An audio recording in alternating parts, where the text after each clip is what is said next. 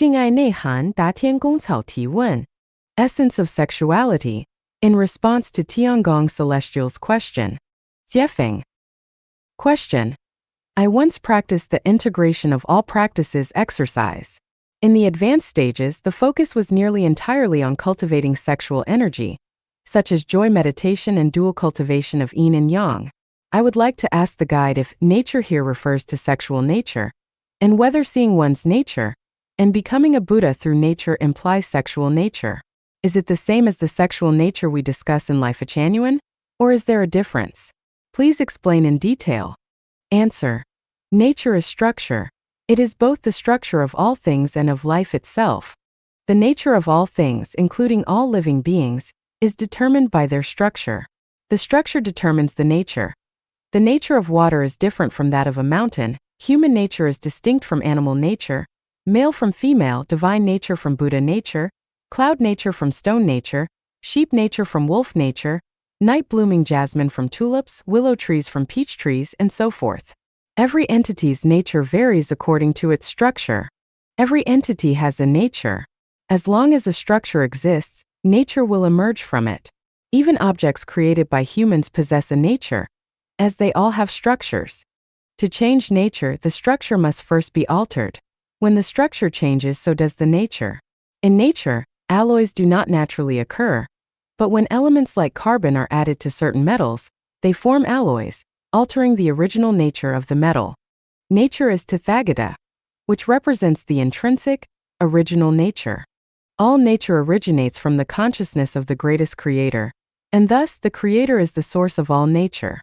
Nature is diverse and multifaceted, but regardless of the different types of nature in the universe, their total quantity and quality balance to zero.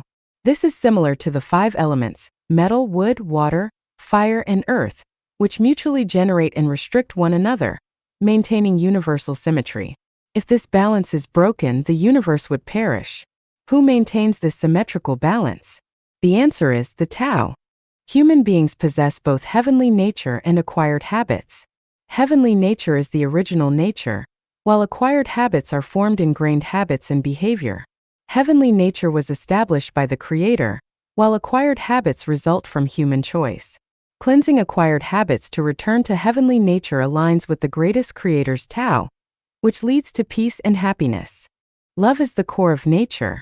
Every nature inherently possesses love, determined by its structure. Different structures, and thus different natures, express love differently.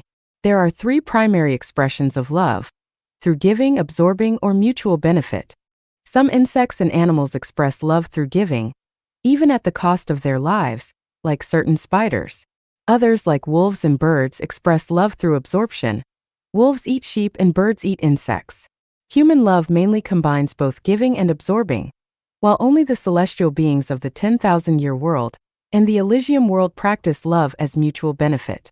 You mentioned focusing on sexual energy cultivation in advanced practice, which is correct. Both the Taoist dual cultivation of yin and yang and the Tantric dual cultivation of male and female are correct. The core of this practice is learning mutual benefit. If the practice focuses solely on the yin side or the yang side, it becomes a deviation. The true test of dual cultivation is mutual benefit.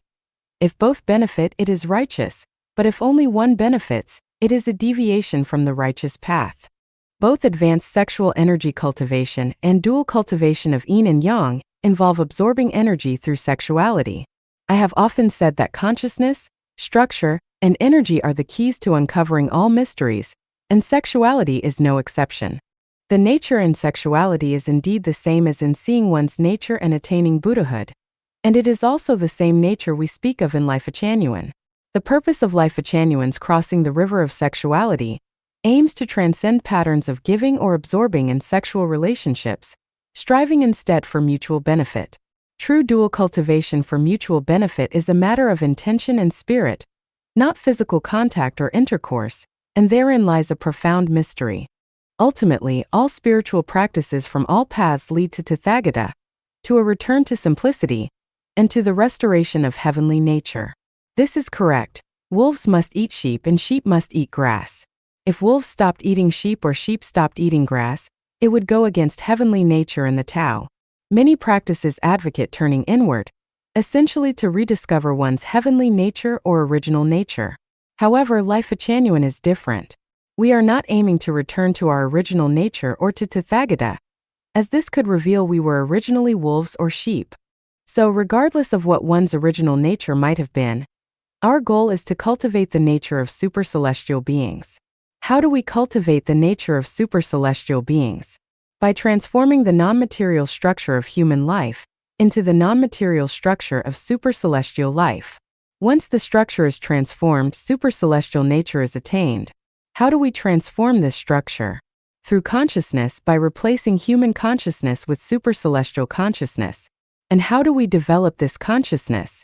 Through transforming thinking, using thinking to attain wisdom. Both the Tiangong corpus and Tiangong corpus revolve closely around cultivating supercelestial consciousness. Some sections of the Tiangong corpus may seem overly ornate or embellished. These serve to attract readers and test the faith and wisdom of Life Genuine members. That's my answer. Thank you for your question. Your question could also be considered a revelation of divine wisdom, allowing me to express profound truths in simple language. Thanks to your question, countless people will benefit from this wisdom, and this is a merit you have earned. This Q&A is of great importance and will be placed in the advanced cultivation section for everyone to reflect upon.